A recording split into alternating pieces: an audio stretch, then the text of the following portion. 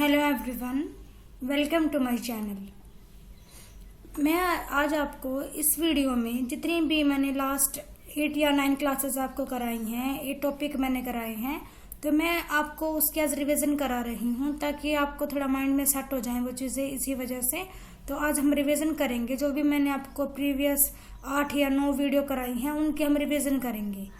तो इसमें हमारा फर्स्ट टॉपिक है बुद्धि, इंटेलिजेंस क्या होती है। ये टॉपिक मैं आपको करा चुकी हूँ, बट सिर्फ हम रिवीजन टाइप करेंगे, क्योंकि यदि हम उस चीज़ को बार बार पढ़ते हैं तो वो हमारे माइंड में अच्छे से सेट हो जाती है। तो इसलिए मैं यहाँ पे आपको रिवीजन करा रही हूँ। तो यहाँ पे फर्स्ट टॉपिक हमारा बुद्धि की। बुद्धि क्या होती है, इंटेलिजेंस बोलते किसे हैं।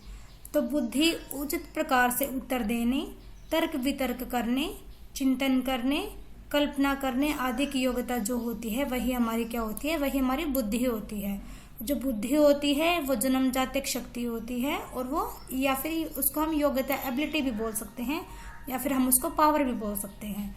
बुद्धि एक इकाई न होकर अनेक इकाइयों का समूह है। मतलब एक यूनिट नहीं है इंटेलिजेंस, वो मल्टी यूनिट्स होती है इंटेलिजेंस। फिर हमने की थी बुद्धि की परिभाषाएं। तो यहाँ पे 3 परिभाषाएं हमने की थी, बंकिंघम के अनुसार, टर्मन के अनुसार और स्पियर्समैन के अनुसार। देन है बुद्धि की विशेषताएं कि क्या क्या विशेषताएं होती है बुद्धि की। तो उसमें फर्स्ट क्या है कि बुद्धि एक जन्मजात शक्ति अथवा योग्यता होती है। बुद्धि एक परिवर्तनशील योग्यता होती है, मतलब इसमें परिवर्तन चेंज इसमें होता रहता है। और बुद्धि पर वंशानुक्रम और वातावरण दोनों का ही प्रभाव पड़ता है, दोनों ही से इफेक्ट होती हैं। बुद्धि एक इकाई न होकर अनेक इकाइयों का समूह है, मतलब वही की मल्टी यूनिट्स होती है जो इंटेलिजेंस होती है वो। और प्रत्येक वातावरण में समायोजन स्थापित कर लेना ही बुद्धि है। यदि आप हर एनवायरमेंट में आप अपने आप को एडजस्ट कर लेते हो, डेट मीन्स कि आप में बुद्धि है। नेक्स्ट किया था हमने बुद्धि के प्रकार, टाइप्स ऑफ इंटेलिजेंस। तो थोंडाइक व गैरेट ने बुद्धि को तीन पार्ट्स में डिवाइड किया था। यहाँ पे फर्स्ट था मूर्त बुद्धि या फिर स्थूल बुद्धि, सेकंड था अमूर्त बुद्धि या फिर सूक्ष्म बुद्धि, और थर्ड था सामाजिक बुद्धि। तो जो फर्स्ट है, यहाँ पे फर्स्ट है मूर्त बुद्धि या फिर स्थूल बुद्धि, जिसको हम इंग्लिश में कॉन्क्रीट इंटेलिजेंस कहेंगे। और इस वाली बुद्धि को थोंडाइक ने क्या कहा था, गामक या फिर यांत्रिक बुद्धि। जो ये वाली इंटेलिजेंस होती है, इसका जो संबंध होता है वो यंत्रों और मशीनों के साथ होता है। और जिसमें इस प्रकार की इंटेलिजेंस पाई जाती है वो ज्यादातर वो कारीगर, इंजीनियर, मिस्त्री, खिलाड़ी व शारीरिक कार्यों में भी दक्ष आदि ऐसे व्यक्ति होते हैं जिनमें ये वाली बुद्धि पाई जाती है, मूर्त बुद्धि या फिर कॉन्क्रीट इंटेलिजेंस। सेकंड है यहाँ पे अमूर्त बुद्धि, मतलब कि सूक्ष्म बुद्धि या एब्स्ट्रैक्ट इंटेलिजेंस। इस बुद्धि का जो संबंध होता है वो विचारों, प्रतीकों, चिन्हों, गणितीय सूत्र या फिर फॉर्मूले और पुस्तकीय ज्ञान से होता है। मतलब ओनली बुकिश नॉलेज के बारे में बात करते हैं। तो जो ऐसे इस वाली जो इंटेलिजेंस होती है, ये अमूर्त बुद्धि जो होती है, इसको सैद्धांतिक बुद्धि भी कहा जाता है। जैसे कि वकील, डॉक्टर, जो मैथमेटिशियंस होते हैं वो, फिलोसफर्स, आर्टिस्ट वगैरह जितने सब होते हैं, मतलब जो लिटरेचर संबंधित जो भी इंसान होते हैं या जो साहित्यकार होते हैं, वो सारे जो होते हैं वो अमूर्त बुद्धि या सूक्ष्म बुद्धि के अंतर्गत आते हैं। थर्ड है सामाजिक बुद्धि, मतलब सोशल इंटेलिजेंस। इस बुद्धि का संबंध सामाजिक अनुकूलनशीलता से होता है। मतलब यदि हम अपनी सोसाइटी में हम एडजस्टमेंट कर लेते हैं, दैट मीन्स कि हमें सामाजिक बुद्धि है। जैसे कि मंत्री, व्यवसायी, कूटनीतिज्ञ, सामाजिक कार्यकर्ता, ये सब किस में आते हैं, ये सब सामाजिक बुद्धि में आते हैं। तो हमने यहाँ पे 3 टाइप्स किए हैं बुद्धि के। कौन कौन से किए हैं, मूर्त बुद्धि, अमूर्त बुद्धि और सामाजिक बुद्धि। ये तीनों प्रकार किसने बताए हैं, थोंडाइक व गैरेट ने ये प्रकार हमको बताए हैं। उसके बाद हम नेक्स्ट करते हैं, यहाँ स्टार्ट हो जाता है हमारे बुद्धि के सिद्धांत। तो सबसे पहले बुद्धि का सिद्धांत दिया था स्पियर्समैन ने। तो स्पियर्समैन ने बुद्धि को द्वितत्व सिद्धांत के रूप में हमको बताया। मतलब जो स्पियर्समैन का बुद्धि सिद्धांत है, जो इंटेलिजेंस थ्योरी है, वो है द्वितत्व सिद्धांत। मतलब उनके सिद्धांत का ही नाम है। उन्होंने बुद्धि के 2 तत्व बताए हैं। एक तो है सामान्य तत्व, मतलब जर्नल फैक्टर, जिसको शॉर्ट में हम जी बोलेंगे। सेकंड है विशिष्ट तत्व, मतलब स्पेसिफिक फैक्टर, जिसको हम एस बोलेंगे। तो जो फर्स्ट है सामान्य तत्व, मतलब कि जनरल फैक्टर जो सब में पाया जाता है, जो बाय बॉर्न होता है।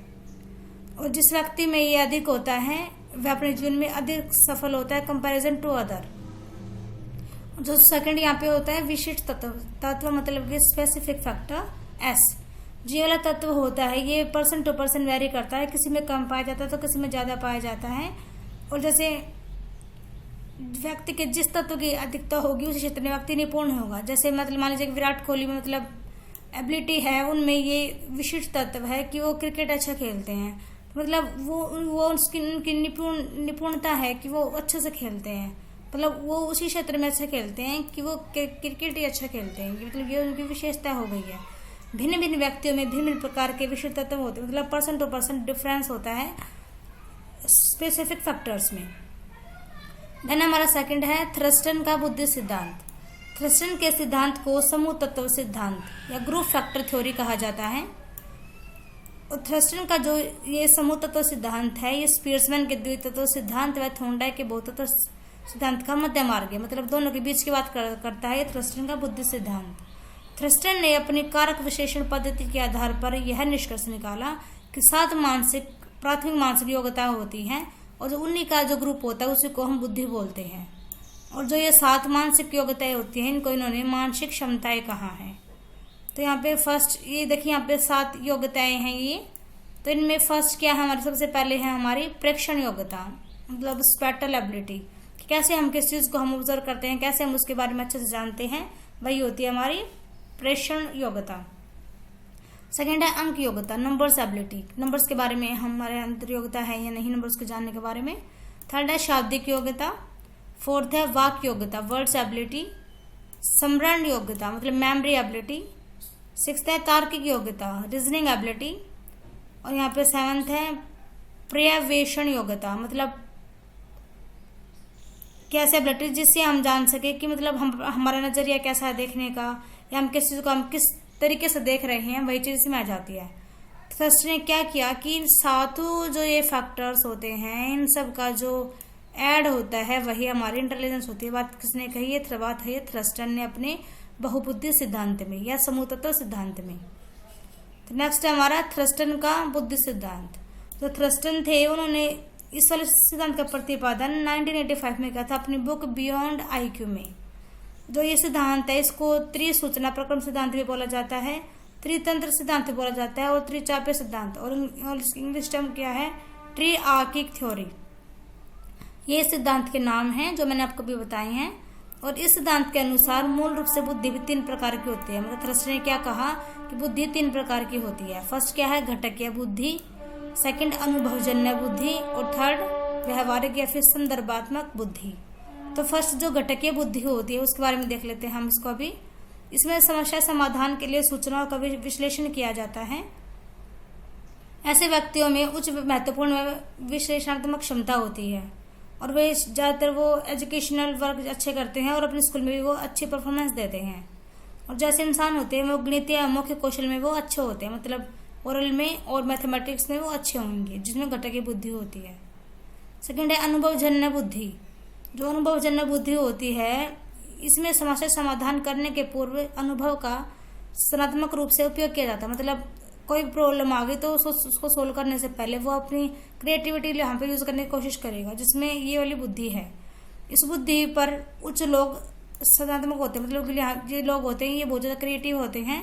उनके पास जो ये सोचते हैं कि हम कुछ नया इन्वेंट करें, तो उनके पास अपनी जो उनके पास्ट के अनुभव होते हैं उनके पास ऐसी एबिलिटी होती है कि हाँ वो उसका यूज करके वो अपनी नई इन्वेंशन कर सकते हैं। थर्ड है संदर्भात्मक या फिर व्यवहारिक बुद्धि।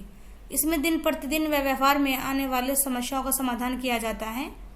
डेली रूटीन की जो प्रॉब्लम्स आती है उनको सोल्व करने की बात यहाँ पे की जाती है। व्यवहारिक बुद्धि में जो लोग इस बुद्धि में उच्च होते हैं वे अपने बचाव में सक्षम व स्ट्रीट स्मार्ट होते हैं, मतलब बहुत स्मार्ट बंदे होते हैं ऐसे, और अक्सर जीवन में वो सफल होते हैं। तो मतलब ये यहाँ पे थ्रस्टन ने बताई थी हमको बुद्धि सिद्धांत, जिसमें कि उन्होंने हमारे यहाँ पे बुद्धि के 3 टाइप्स बताए थे जो हमने भी कर लिए हैं। नेक्स्ट यहाँ पे स्टर्नबर्ग ने 3 घटक और बताए हैं। कौन से घटक बताए हैं उन्होंने। मेटा घटक, जो मेटा घटक होता है इसमें समस्या का समाधान करना आ जाता है। नेक्स्ट है निष्पादन घटक। निष्पादन में क्या आ जाता है कि वो सब वास्तविक मानसिक प्रक्रियाओं से इसका संबंध होता है जिनके माध्यम से हम किसी भी कार्य को हम अच्छे से करते हैं। तो वो सब इसमें आ जाएगा। थर्ड है ज्ञान संग्रहण घटक, मतलब इसका तात्पर्य उन प्रक्रियाओं से होता है जिसके द्वारा व्यक्ति नई सूचनाएं सीख पाता है। मतलब कि जब भी हम न्यू इन्फॉर्मेशन सीखेंगे तो वो हम ज्ञान संग्रहण घटक के अंदर ही वो सब आएंगी। नेक्स्ट हमारा सिद्धांत है हार्वर्ड गार्डनर का बहुबुद्धि सिद्धांत। जो बहुबुद्धि सिद्धांत है वो हार्वर्ड गार्डनर ने दिया है। हार्वर्ड गार्डनर ने अपनी पुस्तक frame of the mind the theory of multiple intelligence के अंतर्गत कहा कि बुद्धि का स्वरूप एकांकी नहीं होकर बहुकारकीय होता है। क्या कहना है कि बुद्धि, वही बात इन्होंने कही कि बुद्धि एक यूनिट नहीं है, बहुकारकीय बुद्धि होती है। और उन्होंने यहाँ पे बुद्धि के 7 मूल प्रकार बताए थे, लेकिन बाद में 1998 में उन्होंने अपनी पुस्तक इंटेलिजेंस रिफ्रेम्ड में 8वां प्रकार जोड़ दिया और 2000 में 9वां प्रकार जोड़ दिया। तो मतलब टोटल अभी 9 प्रकार हैं। तो इनको हम अच्छे से देख लेते हैं। तो फर्स्ट है भाषाई बुद्धि, जो जिनमें भाषाई बुद्धि होती है वो कवि, वकील, लेखक, पत्रकार, गीतकार आदि बनते हैं। सेकंड है तार्किक गणितीय बुद्धि, मतलब वैज्ञानिक, गणितज्ञ आदि बनते हैं ये। थर्ड संगीतात्मक बुद्धि, मतलब जो संगीत के बारे में जो इंटरेस्ट रखता हो, डेट मीन्स कि वो संगीतकार बनेगा। और वाद्य यंत्रों को बजाने वाला, मतलब म्यूजिकल इंस्ट्रूमेंट्स को बजाने वाला बनेगा। फोर्थ है स्थानिक बुद्धि। स्थानिक बुद्धि मतलब कि ये लोग इंजीनियर बनेंगे, मूर्तिकार बनेगा या चित्रकार या अधिकारी बनेगा। फिफ्थ है शारीरिक गतिज बुद्धि, मतलब नर्तक, खिलाड़ी, मुक्केबाज, शल्य चिकित्सक, सर्जन, तैराक, पायलट ये बनेंगे शारीरिक गतिज बुद्धि वाले।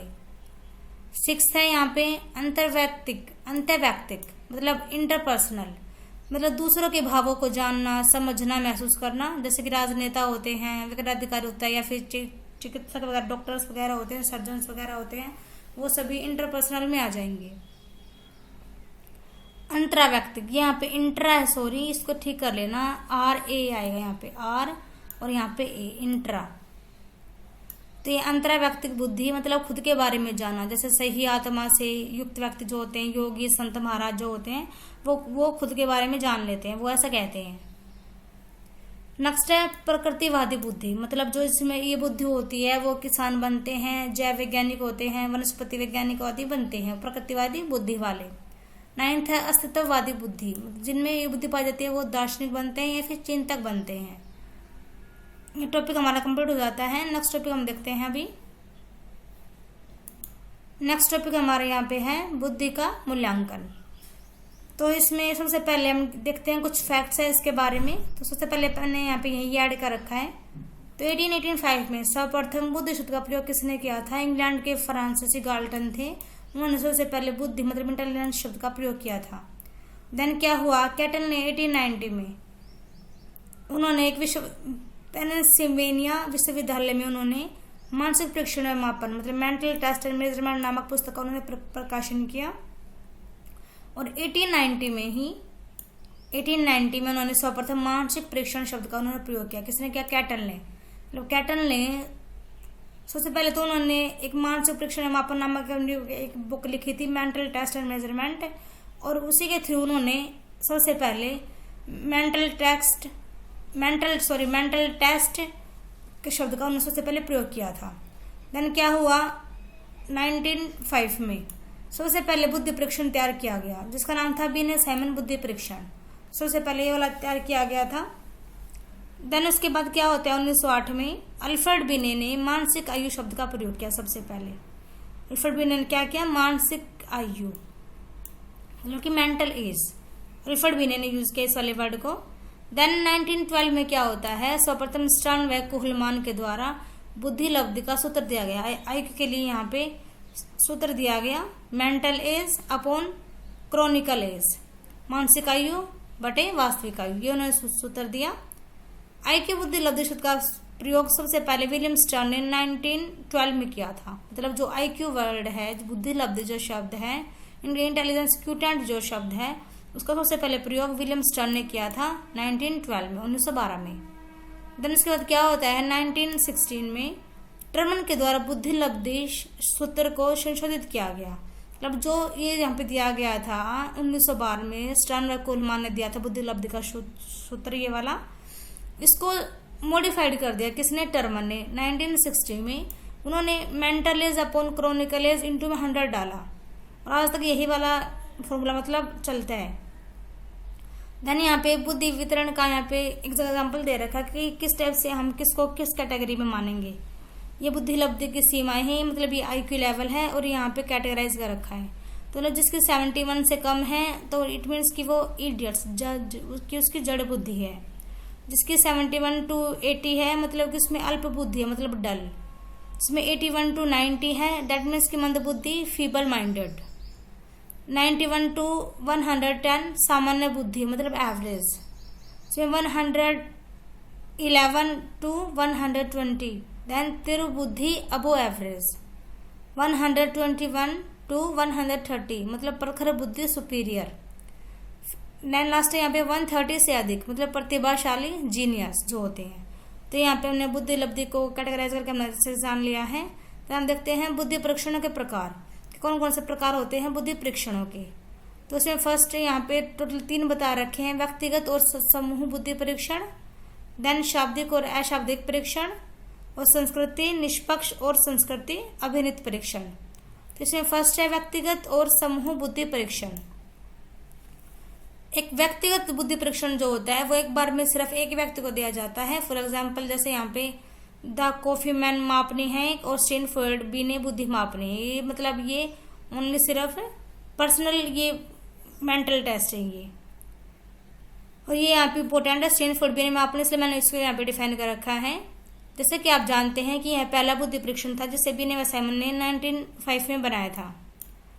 ये मतलब पॉपुलर बुद्धि परीक्षण रहा है ये। बाद में टर्मन ने अपने क्या किया, टर्मन ने अमेरिकी आबादी पर इसे मान्य करने के बाद उन्होंने मूल मापनी का नाम बदल करके रख दिया, स्टैनफोर्ड बिने मापनी रख दिया टर्मन ने। इसके अलावा 2003 में स्टैनफोर्ड बिने मापनी ने SP5 वहाँ पे हम हमको दिए थे, जिसमें फर्स्ट था हमारा तरल तर्कणा, सेकंड इज ज्ञान, थर्ड इज मात्रात्मक तर्कणा, फोर्थ दर्शय स्थान पर संकरण, एंड फिफ्थ कार्यकारी स्मृति। और जो ये वाला टेस्ट होता है मतलब स्टैनफोर्ड बिने मापनी होती है, इसका उपयोग कब करते हैं हम, 2 साल से 85 साल मतलब 2 to 85 ईयर्स के पर्सन्स के लिए हम इसका यूज करते हैं। देन यहाँ पे मतलब 2 मैंने एग्जाम्पल बताया आपको, द कॉफी मैन मापनी, स्टैनफोर्ड बिने बुद्धि मापनी। देन इसमें थर्ड एग्जाम्पल है वेस्लर बुद्धि मापनी, ये भी इम्पोर्टेंट है। वेस्लर एक डॉक्टर थे, उन्होंने 3 मापनियां बनाई वयस्कों के लिए, स्कूली बच्चों के लिए और शिशु बच्चों के लिए। उन्होंने वहाँ पे अशाब्दिक उप परीक्षणों को भी शामिल किया था, जिनसे हम बुद्धि व कोग्निटिव एबिलिटीज को हम जान सकते हैं। और उन्होंने 1939 में अपना पहला परीक्षण विकसित किया था। देन यहाँ पे फोर्थ है समूह बुद्धि परीक्षण, मतलब समूह मतलब हमने पहले तो हमने पर्सनल बुद्धि परीक्षण पढ़े हैं और यहाँ पे ग्रुप मेंटल टेस्ट यहाँ पे आ जाते हैं। तो मतलब ये एक समय बहुत सारे लोगों पे किया जाता है। फॉर एग्जांपल देखो तो हम इसके एग्जांपल भोया में अभिक्षमता बैटरी टेस्ट, संज्ञानात्मक क्षमता परीक्षण, संस्कृति मुक्ति बुद्धि परीक्षण और रेवन का प्रोग्रेसिव मैट्रिसेस। तो यहाँ पे सेकंड हमारा पार्ट है वो है शाब्दिक और अशाब्दिक परीक्षण। तो यहाँ पे फर्स्ट में तो शाब्दिक जिसमें हम वर्ड्स का यूज करते हैं किसी प्रॉब्लम को सॉल्व करने के लिए, और अशाब्दिक जहाँ पे हम वर्ड्स का यूज नहीं करते बल्कि हम चिन्हों का कुछ पैटर्न्स का हम प्रयोग करते हैं। जैसे यहाँ पे थर्ड है यहाँ पे हमारा संस्कृति निष्पक्ष और संस्कृति अभिनीत परीक्षण। तो सबसे फर्स्ट है यहाँ पे संस्कृति मुक्ति परीक्षण कि मनोवैज्ञानिकों ने अलग अलग संस्कृतियों से संबंधित व्यक्तियों के मूल्यांकन के लिए ऐसे परीक्षणों की बात करते हैं जो किसी सांस्कृतिक पूर्वाग्रह से मुक्त हों। मतलब वो चाहते हैं कि किसी जो भी हम टेस्ट बना रहे हैं उस पर किसी भी कल्चर का कोई भी इफेक्ट ना पड़े। कुछ प्रसिद्ध संस्कृति मुक्त परीक्षण कौन से हैं देखिए, the culture fair test, Raven का progressive matrices, dry man test, ये इसके एग्जाम्पल हो गए। देन सेकेंड है यहाँ पे संस्कृति अभिनीत परीक्षण। कुछ मनोवैज्ञानिकों ने संस्कृति निष्पक्ष बुद्धि परीक्षण विकास उन्हें अशाब्दिक बनाकर किया है। हालांकि यह महसूस किया गया कि पूरी तरह से अशाब्दिक बनाने के बाद भी इन परीक्षणों से संस्कृति का प्रभाव पूरी तरह से समाप्त नहीं किया गया। इस कारण से इन परीक्षणों के लिए संस्कृति मुक्त के स्थान पर संस्कृति निष्पक्ष शब्द का प्रयोग किया गया था। मतलब यहाँ पे हमारे टॉपिक भी पूरा हो जाता है। अब हम करते हैं हमारा नेक्स्ट टॉपिक। यहाँ पे हमारा नेक्स्ट टॉपिक है संवेगात्मक बुद्धि और सामाजिक बुद्धि। हम 2 टॉपिक पढ़ेंगे इस वाले टॉपिक में। तो फर्स्ट है हमारे इमोशनल इंटेलिजेंस। संज्ञानात्मक बुद्धि होती है वो एक योग्यता होती है जिसके द्वारा हम अपने और दूसरे की भावनाओं को हम जानते हैं, समझते हैं और उसका उपयोग करते हैं। जो इस वाली मतलब इमोशन इंटेलिजेंस का विकास कभी समाप्त नहीं होता है, बल्कि डे टू डे बढ़ता रहता है।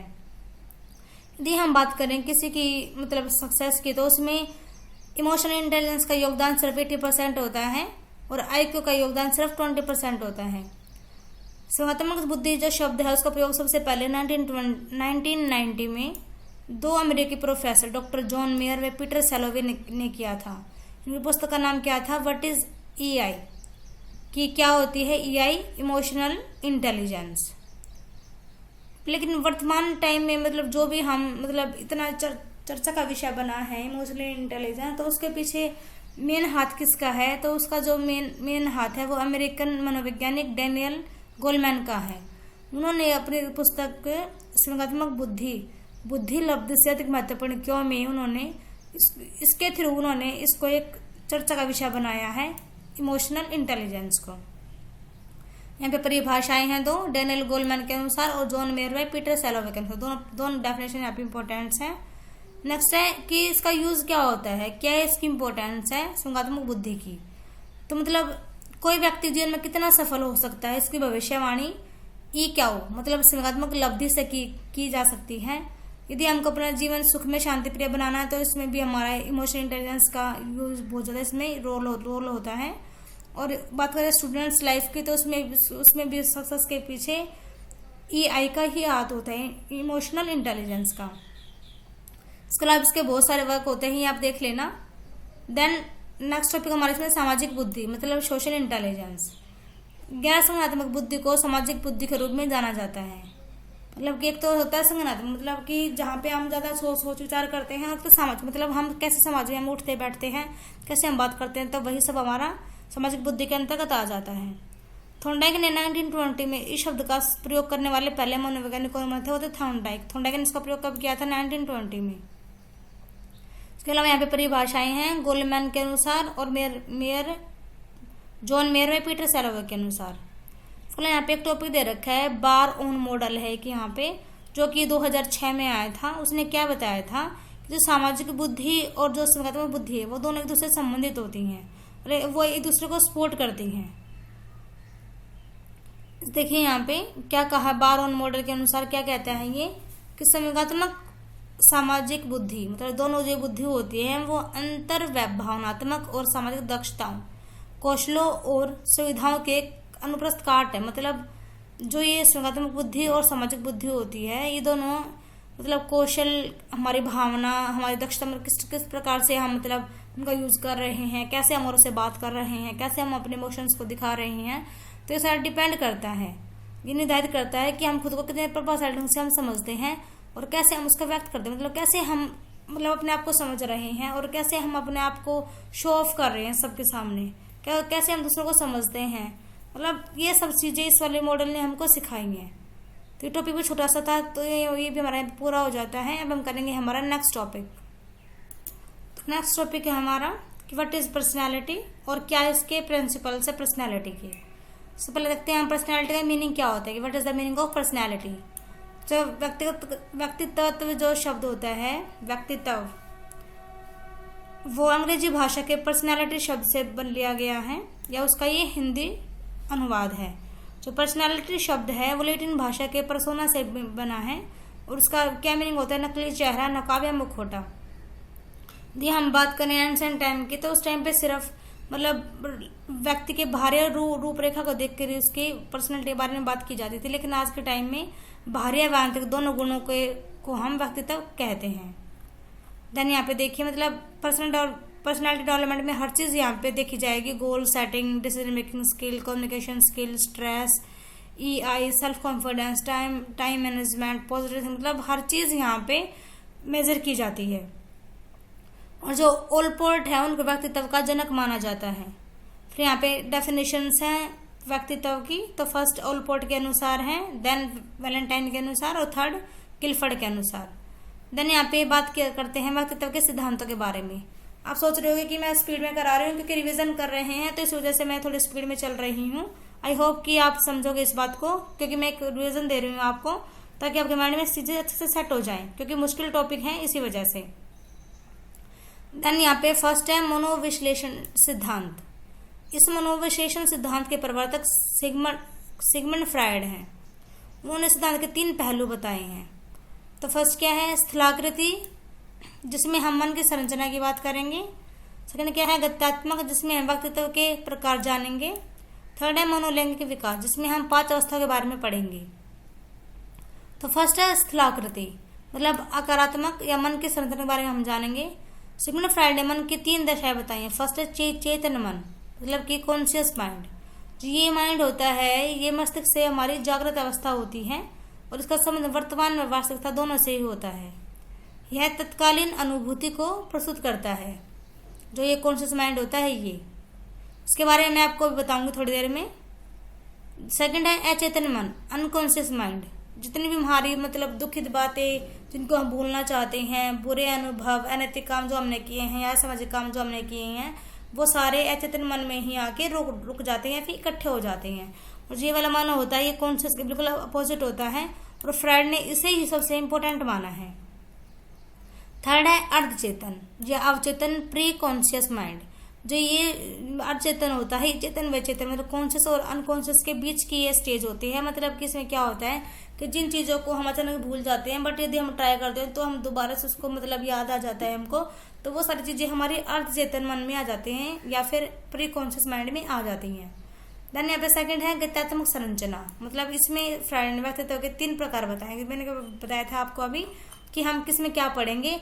फर्स्ट हमने किया स्थलाकृति, जिससे हमने मन के सोच के बारे में बात की, कॉन्शियस माइंड, अनकॉन्शियस माइंड और प्री कॉन्शियस माइंड। सेकंड है गत्यात्मक संरचना, जिसमें हम भी टाइप्स देखेंगे पर्सनालिटी के। तो यहाँ पे देखिए 3 टाइप्स बता रखे हैं, इड, ईगो और सुपर ईगो। जो इड मतलब शैशवावस्था में, ईगो मतलब बाल्यावस्था में, सुपर ईगो मतलब किशोरावस्था में। तो जरूरी नहीं है, चेंज होता भी रहता है। ये जो इड होता है वो मतलब इदम जात होता है, सुखवादी, मतलब सिर्फ सुख की बात करते हैं ईड वाले। जन्मजात पाई जाती हैं, इच्छाओं का भंडार होता है, बहुत सारी इच्छाएं होती है कि मैं ये करूँ, मैं ये बन जाऊँ, मैं ये, मेरे पास ये हो, मेरे पास वो, मतलब सारी चीजें वो जो कि उसके सुख से रिलेटेड है, वो सब इसमें ईड में, इदम में आ जाएंगी। और इसका संबंध अचेतन मन से होता है, मतलब अनकॉन्शियस माइंड का संबंध होता है और पशु प्रवृत्ति पाई जाती है। मतलब ये सुख की इंसान बात करेगा तो मतलब वो मतलब पशु प्रवृत्ति का समान है, क्योंकि मतलब खाना पीना सोना है शोराम, बस मतलब मेहनत ना करनी पड़े, इस टाइप से। देन अनैतिक व अपराध कार्य भी बहुत ज्यादा होते हैं ईड वालों में। मनुष्य के अंदर दानव पाया जाता है, काम प्रवृत्ति से युक्त होते हैं और ये कुसमायोजित होते हैं। देन सेकंड है ईगो, मतलब अहम। 1 से 2 वर्ष इसकी मतलब टाइम पीरियड होता है। ये वास्तविक सिद्धांत होता है, समायोजन की अवस्था होती है। ये व्यक्तित्व का कार्यपालक भी होता है, मतलब उसको ये गाइडेंस देता है। चेतन मन से मतलब कॉन्शियस माइंड से ये रिलेटेड होता है, मनोवैज्ञानिक पक्ष है ये। ईड व सुपर ईगो के बीच का संतुलन का कार्य ईगो ही करता है। मनुष्य के अंदर मनुष्य, मतलब यहाँ पे मतलब जो ये है मतलब बीच का मतलब एक सेतु का कार्य यहाँ पे ईगो करता है। थर्ड है सुपर ईगो, मतलब कि परा या परम अहम। इसकी एज यहाँ पे 5 से 6 वर्ष दे रखी है। इसको आदर्शवादी सिद्धांत कहते हैं, सामाजिक पक्ष से संबंधित होता है। आध्यात्मिकता भी बात यहाँ पे की जाती है, नैतिक व आदर्शवादी बातें भी की जाती हैं। अवास्तविकता से संबंध होता है, मतलब क्योंकि जब आध्यात्मिक ज्यादा हो जाता है तो अवास्तविकता हो जाती है कि हाँ भगवान ये है, मतलब इस टाइप से बोलते हैं। मनुष्य के अंदर देव, मतलब अच्छी अच्छी बातें करता है, तो मतलब डेट मीन्स क्या है कि मनुष्य के अंदर देव है। देन क्या है देवदूत, जिम्मेदार, मतलब रिस्पॉन्सिबल मानते हैं एक दूसरे को। आदर्श की अधिकता हो जाती है तो मतलब वो कुसमायोजन के लिए रिस्पॉन्सिबल हो जाते हैं यहाँ पे आदर्श। इसके अलावा यहाँ पे देखिए एक मैंने नोट डाल रखा है कि जो इदम से अहम की उत्पत्ति होती है और अहम से परा अहम की उत्पत्ति होती है। मतलब इदम से बनेगा अहम और अहम से बनेगा परा अहम, मतलब इड, ईगो और सुपर ईगो। इड से बनेगा ईगो, ईगो से बनेगा सुपर ईगो। इदम और परा अहम एक दूसरे के विपरीत है, मतलब इदम मतलब इड और सुपर ईगो दोनों एक दूसरे के बिल्कुल अपोजिट हैं। और इन दोनों के बीच की बात कौन करता है, वो करता है ईगो। अहम इन दोनों की बात मैंने बताई आपको अभी। अगर आप एक इंसान होता है वो अपने पूरे जीवन में कभी तो इदम दिखाता है, कभी वो परा अहम का प्रदर्शन करता रहता है। इसके अलावा यहाँ पे कुछ अहम रक्षा युक्तियाँ हैं, मतलब डिफेंस और मेंटल मैकेनिज्म, जो कि फ्राइड ने बताए हैं। मतलब क्या होती हैं ये? अहम की एक भूमिका व्यक्ति को चिंता और तनाव से बचाना है। इसलिए जब इच्छा और उद्देश्य से चिंता और तनाव बढ़ जाता है तो हम कुछ मनोवैज्ञानिक रणनीतियों का उपयोग करते हैं। तो जब हमारे माइंड में स्ट्रेस होता है या हम चिंता करते हैं तो हम उनसे बचने के लिए हम कुछ टैक्टिक्स या टेक्निक्स हम अपनाते हैं। तो उन्हीं को अहम रक्षा तंत्र या अहम रक्षा युक्तियाँ कहते हैं। तो फ्राइड ने क्या कहा कि जो इनका यूज हम क्यों करते हैं, ताकि हमारे मन को चिंता से हम बच सकें या उसको कम कर सकें। तो जैसे कौन कौन से होते हैं? फर्स्ट है दमन, मतलब रेप्रेशन। मतलब क्या होते हैं कि जो भी कटु अनुभूतियाँ या दुखद बातें हैं जिनको हम फोर्सफुल, मतलब जिनको हम बलपूर्वक भुलाने की कोशिश करते हैं, तो वो उसको कहते हैं दमन करना। सेकेंड है शमन, मतलब सप्रेशन। कष्टदायी बातों को जानबूझकर चेतन अस्वीकरण, मतलब जानबूझकर उन बातों को एक्सेप्ट ना करना शमन कहलाता है। जैसे दूध वाले से झड़प हो गई तो क्या कहते हैं? छोड़ो हुआ सुआ, मतलब वो बात को जानबूझ के उसको दबा रहा है, उसको जानबूझ के वो उसको अस्वीकार कर रहा है। थर्ड है युक्तिकरण, मतलब औचित्य स्थापन। हम जो करते हैं उसके लिए तार्किक या सामाजिक रूप से वांछनीय कारण प्रदान करना। मतलब हम कोई काम कर रहे हैं तो उसके लिए हम कोई ना कोई उसको मतलब रीजन देंगे कि इसके पीछे हम क्यों कर रहे हैं। तो यही होता है औचित्य स्थापन। फोर्थ है प्रतिक्रिया निर्माण, रिएक्शन फॉर्मेशन। कभी व्यक्ति की इच्छाएं व आवश्यकताएं इस प्रकार की होती हैं कि उन्हें सामाजिक रूप से व्यक्त करना व्यक्ति के लिए अपने हित में नहीं होता है। इससे उसके सम्मान को चोट पहुंचने का खतरा होता है, इसलिए वो उसके अपोजिट वो कुछ करता है। जैसे कि एक सौतेली माँ है जो अपनी सौतेली बेटे के प्रति नफरत को अपने अंदर बंद करके ऊपर से प्यार दिखाती है। मतलब ये सोचो कि मतलब अपने बेटे को लेके वो कहीं गई हुई है, मतलब पार्टी वगैरह में, तो वहां पे जो उसके अंदर उसको लेके नफरत वो उसको अंदर बंद कर लेती है अपने दिल में, और वो उसको ऊपर से बस वहां पे मतलब प्यार उसके लाड वगैरह कर रही है। तो यही होता है हमारा प्रतिक्रिया निर्माण। देन फिफ्थ है प्रोजेक्शन, मतलब कि क्या होता है कि अपने असफलता दोष किसी और पे लगा देना और अपने आप को फिर संतुष्ट फील करना। जैसे किसी को डांस करना नहीं आता तो क्या कहेगा कि मेरे डांस तो करना ठीक आता है बट आंगन टेढ़ा है, मतलब जो सरफेस है वो ठीक नहीं है, नाचने जाने आंगन टेढ़ा। देन सेकंड देखिए, यदि कोई प्लेयर आउट हो जाता है तो वो बार बार अपने बल्ले की तरफ देखता है। तो मतलब वो दिखाना क्या चाह रहा है कि ये बल्ला खराब था, इस वजह से मैं आउट हो गया हूँ।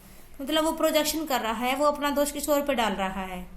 सिक्स्थ है बौद्धिकीकरण, मतलब अमूर्त बौद्धिक शब्दों द्वारा तनावपूर्ण स्थिति से अलग कर लेना, मतलब अपने आप को वहां से हटा लेना।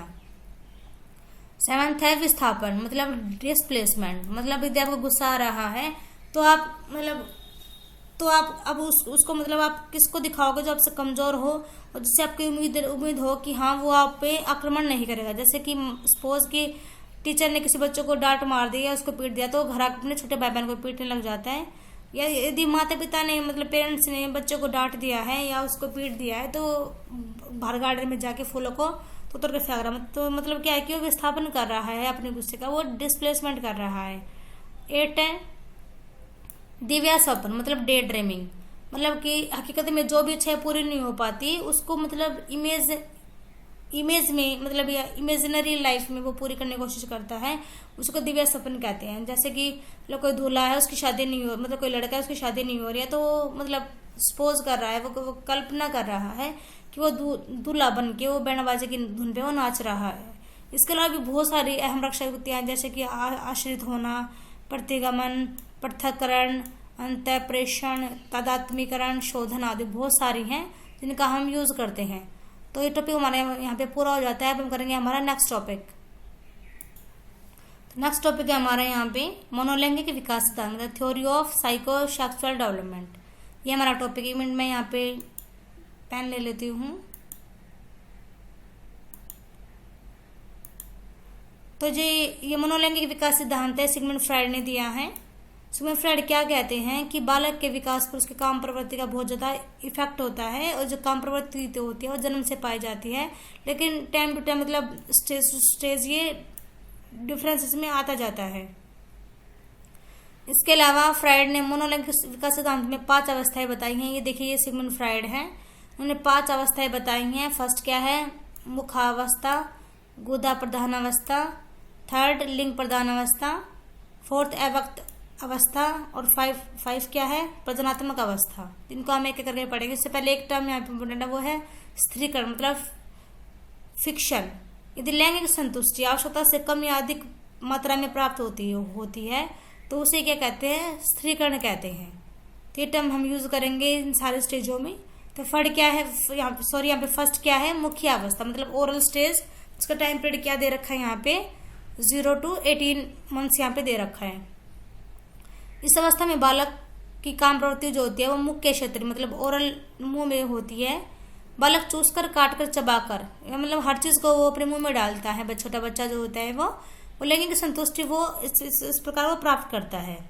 और यदि ऐसा नहीं हो पाता या ऐसा कुछ ज़्यादा हो जाता है तो इन फ्यूचर में क्या होगा कि वो धूम्रपान करेगा, स्मोकिंग करेगा, चिंगम चबाता रहेगा, बड़ा हो गया कुछ ना कुछ खाता रहेगा।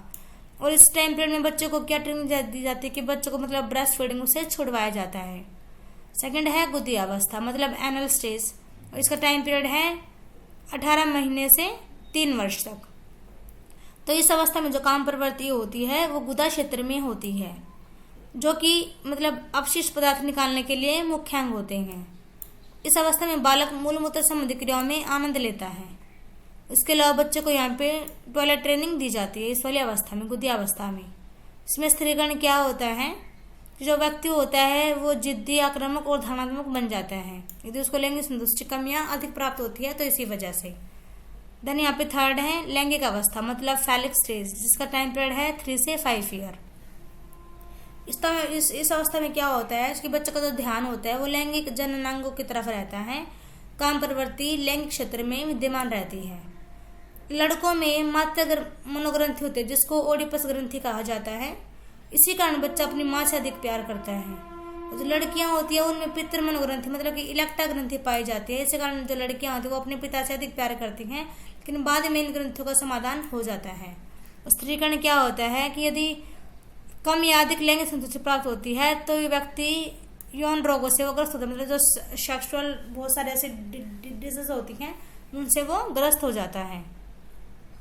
देन यहाँ पे फोर्थ है अदृश्य अवस्था मतलब लेटेंसी स्टेज। 5 से 12 वर्ष इसका टाइम पीरियड होता है। इस अवस्था में काम प्रवृत्ति अदृश्य हो जाती है, किसी भी शरीर के भाग में नहीं होती हैं और कोई भी कामुकता क्षेत्र नहीं होता है, बल्कि इसमें एक अन्य रूप में हमको दिखती है जैसे खेल में, पेंटिंग में, रचनात्मक कार्यों में। यहाँ पे काम प्रवृत्ति क्या हो जाता है, मार्गांतरिकरण मतलब उसका ट्रैक चेंज हो जाता है और इस अवस्था में कोई भी स्त्रीकरण नहीं होता है।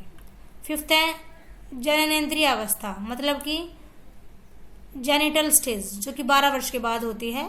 इस अवस्था में कामुकता क्षेत्र लैंगिक अंग होते हैं, जो भी मतलब सेक्सुअल जो पार्ट्स होते हैं वो होते हैं कामुकता क्षेत्र, और व्यक्ति में लैंगिक परिपक्वता आ जाती है। इस टाइम तक व्यक्ति विपरीत लिंग के प्रति आकर्षित होता है तथा वो काम प्रवृत्ति का प्रयोग क्यों करता है, संतान पैदा करने के लिए वो इसका प्रयोग करता है।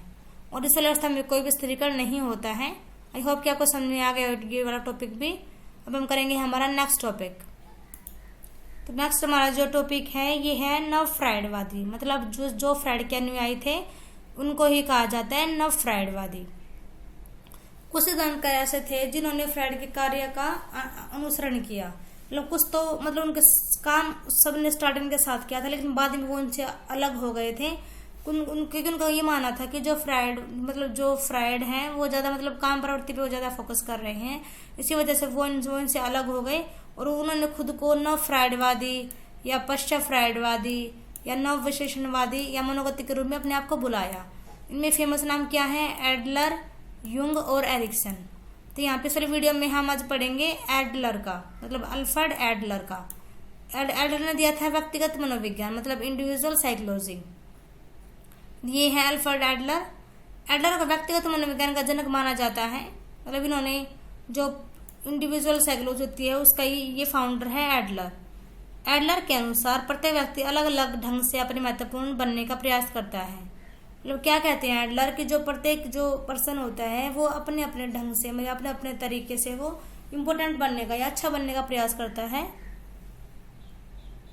और इसी प्रयास को एडलर ने एक व्यक्ति के जीने का ढंग या लाइफ स्टाइल ऑफ इंडिविजुअल का नाम दिया है। एडलर का क्या मानना है कि बचपन शुरुआती अनुभव किसी के व्यक्तित्व को आकार देता है। यदि बच्चों को बचपन में प्रोत्साहित किया जाएगा तो बच्चा सक्षम महसूस करेगा बड़ा होकर वो सहकारी तरीके से कार्य करेगा। यदि हम बच्चे को डिमोटिवेट कर रहे हैं तो बच्चा गलत व्यवहार कर सकता है और उसमें कंपटीशन का व्यवहार भी ज़्यादा रहेगा। उन्होंने क्या बताया कि जो व्यक्तिगत मनोविज्ञान है उसको हमें सोशल पर्सपेक्टिव से भी हमको उसके समझने की आवश्यकता है, मतलब हमको उसको समाज के रूप में भी समझना चाहिए। चलो यहाँ पे इन्होंने हीनता और श्रेष्ठता मनोग्रंथि की बात की है। तो देखिए क्या होती है हीनता और श्रेष्ठता मनोग्रंथि।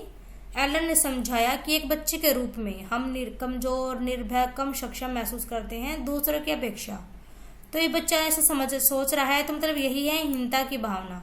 और जो हीनता होती है वो जन्मजात और स्वाभाविक होती है। जब कोई बच्चा ये सोचता है कि मैं इस भावना को दूर करूंगा तो मतलब बच्चा कुछ उपलब्धि या कुछ सफलता का प्रयास कर रहा है। इस प्रकार इष्टतम विकास के लिए हीनता की इस भावना पर काबू पाना आवश्यक है। मतलब यदि हम चाहते हैं कि हमारी डेवलपमेंट अच्छे से हो तो हमको अपनी इस भावना पे हमको कंट्रोल पाना होगा। यदि इस भावना की क्षतिपूर्ति नहीं की जाती है तो इसे हीनता मनोग्रंथि पैदा होती है। मतलब कि यदि ये हीनता की जो भावना है ये मतलब इसको कोई बच्चा डिसीजन नहीं ले रहा है इसको दूर करने के लिए, तो बच्चे में जो हीनता मनोग्रंथि है वो पैदा हो जाएगी। और जब ये हीनता मनोग्रंथि की अति हो जाएगी तो वो श्रेष्ठ मनोग्रंथि की ओर लेके चली जाएगी किसी भी बच्चे को, किसी भी इंसान को। ये होती है हीनता और श्रेष्ठता मनोग्रंथि। इन्होंने यहाँ पे सेकंड बात की है सोदर प्रतिद्वंदता और जन्म कर्म की। तो एडलर ने क्या कहा है कि मतलब कैसे माता पिता बच्चे से स्नेह और प्रेम पाने के लिए भाई बहनों में आपस में आपने देखा होगा कि बिल्कुल प्रतिस्पर्धा से लगी रहती है और इसी वजह से जो बच्चों का जो पर्सनैलिटी होती है उसको ये शेप देती है। एडलर के अनुसार एक नवजात शिशु के आगमन से सिंहासन और भाई बहन क्या कह रहे हैं एडलर कि जो फर्स्ट टाइम पे जो फर्स्ट जो बेबी जो है वो अपने आप को राजा मानता है। यदि सेकंड भाई बहन आता है तो उसके सामने वो अपनी बहुत ज्यादा चलाता है क्योंकि वो बड़ा होता है इसी वजह से। तो उन्होंने यहाँ पे जन्म कर्म के अनुसार व्यक्तित्व को बताया है कि कैसे मतलब हमारा व्यक्तित्व चेंज होता है according to our birth number. तो जो पहले जन्म में बच्चे जो होते हैं वो आज्ञाकारी होते हैं, जिम्मेदार होते हैं और बुद्धिमान होते हैं। जो दूसरे जन्म में बच्चे मतलब जो दूसरे नंबर पर जो बच्चे पैदा हुए हैं वो सामाजिक समायोजन में कौशल होते हैं। वे आमतौर पर भरोसेमंद, स्वीकार करने वाले और अन्य केंद्रित होते हैं। जो तीसरे क्रम पे जो बच्चे पैदा होते हैं वो मजबूत सुरक्षा वाले होते हैं, उच्च आत्मसम्मान वाले होते हैं, लेकिन उनमें कम प्रतिस्पर्धा होती है क्योंकि वे सिंहासन युक्त नहीं है। मतलब उन्हें तो हमेशा बड़ों की बात ही सुननी है, तो इसलिए वे हमेशा परिवार के बच्चे बने ही रहते हैं जीवन भर। जो थर्ड नंबर बच्चे पैदा होते हैं वो वाले। तो आई होप कि आपको समझ में आ गई टॉपिक भी। अब हम करेंगे हमारा नेक्स्ट टॉपिक। तो ये जो हमारा नेक्स्ट टॉपिक है ये है कार्ल युंग, जिन्होंने विश्लेषणात्मक सिद्धांत दिया है, मतलब एनालिटिकल प्रिंसिपल उन्होंने दिया है कार्ल युंग ने। तो जो कार्ल युंग है वो भी नव फ्राइडवादी हैं। उन्होंने फ्राइड के विचारों से असहमत होकर उन्होंने एनालिटिकल प्रिंसिपल का उन्होंने प्रतिपादन किया। ये है कार्ल युंग। इनके सिद्धांत की क्या प्रमुख बातें हैं? सबसे पहले है काम वासना। मतलब युंग ने काम वासना से संबंधित अपने विचार अपनी पुस्तक the psychology of the unconscious में दिए। युंग के अनुसार बालक का व्यवहार न तो फ्राइड के लिबिडो से नियंत्रित होता है और न ही एडलर की रचनात्मक शक्ति से। युंग ने कहा कि प्रत्येक व्यक्ति में एक अनडिफरेंशिएटेड लाइफ एनर्जी होती है और इसी के कारण जो इंसान का जो व्यवहार होता है वो प्रभावित होता है। इन्होंने बात की सामूहिक चेतना की। इन्होंने अचेतन मन को दो भागों में बांटा है, व्यक्तिगत अचेतन और सामूहिक अचेतन। व्यक्तिगत अचेतन मतलब जिसमें व्यक्तिगत इच्छाएं होती है, स्मृतियां होती हैं, वो सब इसमें आ जाती हैं। और सामूहिक मतलब इसमें वंशानुक्रम इच्छाएं, प्रेरणा, स्मृतियां आदि इसमें आ जाती हैं। और जो कार्ल युंग ने सामूहिक अचेतन को मतलब इसको ज्यादा इंपॉर्टेंट माना है या इसको ज्यादा पावरफुल माना है। इन्होंने बात की है स्वप्न विश्लेषण की। युंग ने क्या कहा कि जो स्वप्न होते हैं, हमारे जो सपने होते हैं, वो चेतन, अचेतन और अर्धचेतन, वो तीनों का ही प्रतिरूप होते हैं। मतलब कि जो हमें सपने आते हैं वो भूत के व्यास होते हैं, वर्तमान के व्यास होते हैं और वो भविष्य के व्यास होते हैं। मतलब जो हमारे सपने होते हैं वो हमारे तीनों मन की दशाओं से संबंधित होते हैं, चेतन, अचेतन और अर्धचेतन। इन्होंने बात की थी उपचार की। मतलब कि युंग ने क्या कहा कि जो हमारी दबित इच्छाएं होती हैं उनको जानने के लिए शब्द सैचुरे टेस्ट उन्होंने बनाया था, जिसके हम जान सकते हैं कि जो हमने इच्छा अपनी दबा रखी है उसको हम जान सकते हैं इस वाले टेस्ट का यूज करके, वर्ड एसोसिएशन टेस्ट का यूज करके। आई होप कि आपको समझ में आ गया। अब हम करेंगे हमारा नेक्स्ट टॉपिक। तो नेक्स्ट जो हमारा टॉपिक है वो व्यक्तित्व के शील गुण या विशेषक सिद्धांत है। इसके अलावा यहाँ पे एक मैस्लो का सिद्धांत रह गया है, वो मैं वीडियो ज़्यादा बड़ी हो जाएगी इसलिए मैं आपको करा नहीं रही हूँ। मैं वीडियो डाल रखी चैनल पे, तो आप उसको देख लेना। मैस्लो का आवश्यकता पदानुक्रम सिद्धांत मैंने वीडियो अपलोड कर रखी है, उसको आप देख लेना। तो देन यहाँ पे है ट्रेड्स ऑफ पर्सनैलिटी, मतलब इसका मतलब क्या होता है कि हमारा बिहेवियर होता है, तो उसमें बहुत सारे ऐसे मानसिक और शारीरिक दोनों गुण होते हैं जिनका यूज करके हम अपनी पर्सनालिटी को अच्छा बनाते हैं या उसको डेवलप करते हैं। तो इन सब गुणों को ही व्यक्तित्व विशेषक या फिर ट्रेड्स ऑफ पर्सनालिटी बोला जाता है। जैसे कि फॉर एग्जांपल परोपकारिता, विश्वसनीयता, विनम्रता, व्यावहारिकता, स्पष्टवादी, सत्यनिष्ठ, संयमी आदि ये सारे शील गुण होते हैं। तो यहाँ पे शील गुणों की परिभाषा बता रखी है गिलफर्ड ने और क्रैचफील्ड के अनुसार। देन है ओलपोर्ट का, यहाँ से स्टार्ट होते हैं ट्रेड्स थ्योरी, मतलब विशेषक सिद्धांत। तो उससे पहले है आलपोर्ट का। आलपोर्ट ने शील गुणों को 2 भागों में बांटा है, सामान्य शील गुण और व्यक्तिगत शील गुण। ये शील गुण होते हैं सभी पाए जाते हैं, बट ये होते हैं, ये पर्सनल होते हैं। और इसको इन्होंने आगे 3 भागों में बांटा है। फर्स्ट है कार्डिनल शील गुण, मतलब जो ये वाले शील गुण होते हैं ये बहुत ही प्रबल होते हैं, सब में नहीं पाए जाते, बट जिसमें पाए जाते हैं वो अपने उसी गुण के रूप में वो सबके सामने चर्चित रहता है। जैसे कि महात्मा गांधी सत्ता और अहिंसा के बारे में, से विराट कोहली अपने क्रिकेट की वजह से। देन सेकंड केंद्रीय शील गुण, मतलब सेंट्रल ट्रेड्स। ये शील गुण होते हैं, ये हमारे व्यक्तित्व के निर्माण की ईंटें होती हैं, जैसे कि सामाजिकता, सहानुभूति, आत्मविश्वास आदि। थर्ड है गौण शील गुण, मतलब सेकेंडरी ट्रेड्स। ये शील गुण होते हैं, ये थोड़े कम महत्वपूर्ण होते हैं, जैसे कि हमारा हेयर स्टाइल, पहनावा, उठने बैठने का ढंग आदि, ये सारे इसमें आ जाते हैं सेकेंडरी ट्रेड्स में। देन सेकंड है हमारा कैटल का विशेषक सिद्धांत, मतलब कैटल ट्रेड्स थ्योरी। तो कैटल ने भी शील गुणों को 2 भागों में बांटा है, सरफेस ट्रेड्स और सोर्स ट्रेड्स। सरफेस ट्रेड्स जो होते हैं, मतलब कि हमारे दिन प्रतिदिन के में हमको डेली, मतलब इजीली हम उसको देख पाते हैं, जैसे कि प्रसन्नता, सत्यनिष्ठता, परोपकारिता। जो मूल शील गुण होते हैं उसको हम उसको मेजर नहीं कर पाते, जैसे कि सामुदायिकता, निस्वार्थता और हास्य। इसके अलावा कैटल ने 16, मतलब टोटल उन्होंने कुल 16 मूल शील गुण बताए हैं, जिसको उन्होंने नाम दिया है 16 PF या फिर 16 व्यक्तित्व कारक प्रश्नावली। कैटल ने मूल शील गुणों को, मतलब जो मूल शील गुण थे ये वाले मूल शील गुण, उसको उन्होंने 2 भागों में बांट दिया आगे, स्वाभाविक शील गुण और पर्यावरण प्रभावित शील गुण।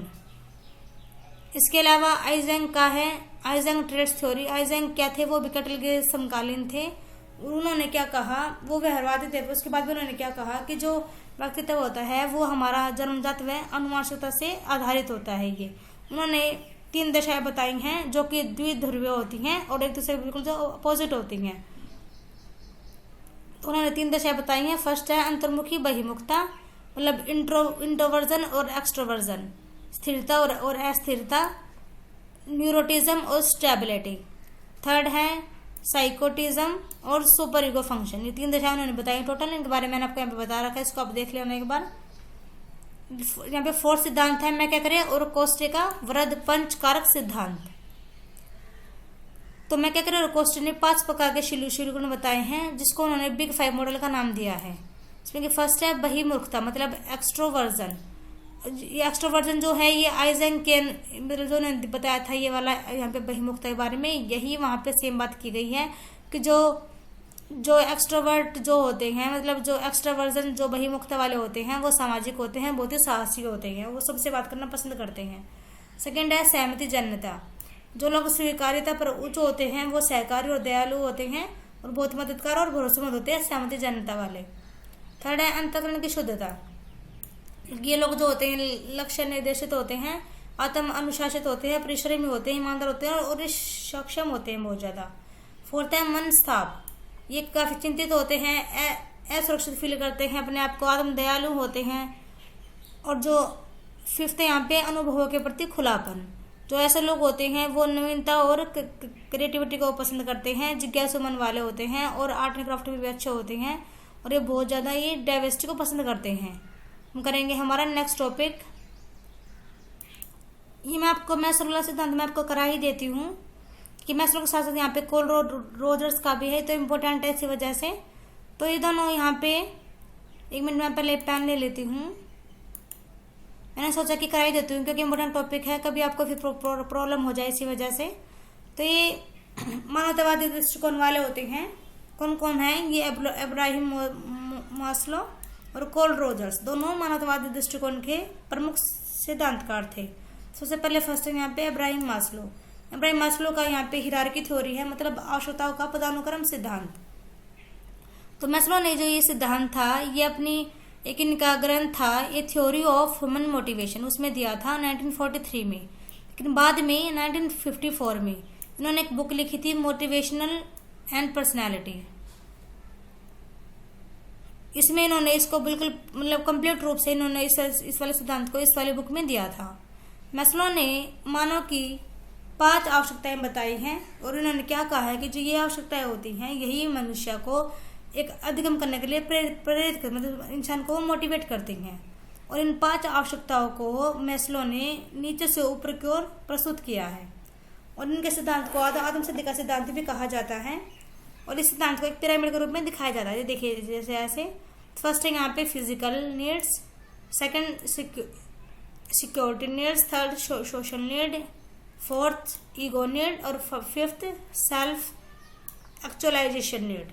भी यहाँ पे 5 आवश्यकताएं बताई हैं मैस्लो ने।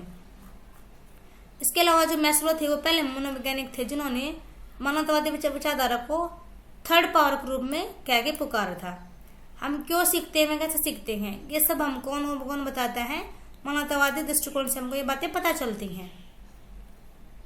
देन हमारा सेकंड है यहाँ पे कार्ल रोजर्स का अनुभवजन्य अधिगम सिद्धांत। जो कार्ल रोजर्स थे उन्होंने क्या किया था? उन्होंने अनुभवजन्य अधिगम सिद्धांत दिया था। और जो कार्ल रोजर्स थे वो मानवतावादी विचारधारा में वो विश्वास करते थे। उन्होंने अधिगम के बारे में क्या कहा कि जो अधिगम जो प्रकृति होती है, उसका नेचर होता है, उसके बारे में उन्होंने उसको समझने के लिए उन्होंने अधिगम को 2 भागों में बांटा, संज्ञानात्मक अधिगम और अनुभवजन्य अधिगम। उन्होंने अधिगम को 2 भागों में बांट दिया था। तो फर्स्ट था संज्ञानात्मक अधिगम। जो ये अधिगम होता है ये सिर्फ ज्ञान की बातें करता है। और जो अनुभवजन्य अधिगम जो होता है वो सिर्फ ज्ञान के नहीं है, अपितु संपूर्ण डेवलपमेंट की बात करता है, कल्याण की बात करता है।